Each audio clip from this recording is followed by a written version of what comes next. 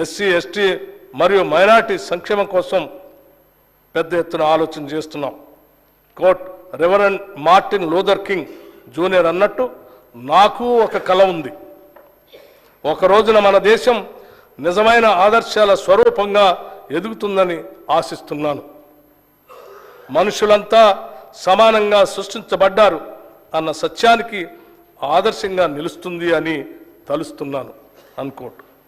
జనాభాలో అత్యధిక శాతం మంది ఇంకా పేదరికంలోనే ఉంటే అది నిజమైన అభివృద్ధి కాదు.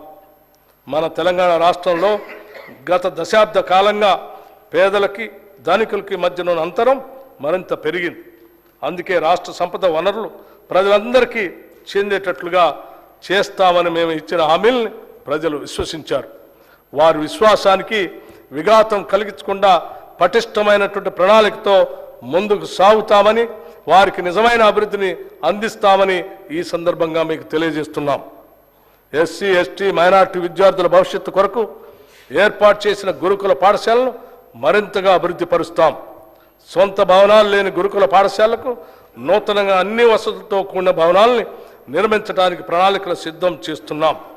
అన్ని గురుకుల పాఠశాలల్లో సౌర విద్యుత్తుని ఏర్పాటు చేసి దాని ద్వారా ఆదాయ విద్యుత్ వినియోగ ఛార్జీల్ని తిరిగి అవసరమైన చోట వాటి అభివృద్ధికే ఉపయోగిస్తాం. ఎస్సీ గురుకులాల భవన నిర్మాణాలకి 1000 కోట్ల రూపాయలు మరియు ఎస్టీ గురుకుల భవనానికి 250 కోట్ల రూపాయలు ఈ బడ్జెట్లో ప్రతిపాదిస్తున్నాం.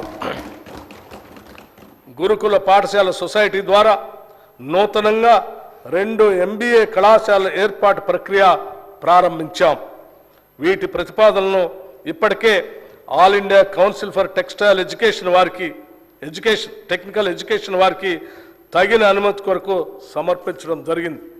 రాష్ట్రంలోని గురుకుల పాఠశాలకు బోధనా సిబ్బంది నియామకాలు అతి త్వరలోనే పూర్తి చేయబోతూ ఉన్నాం.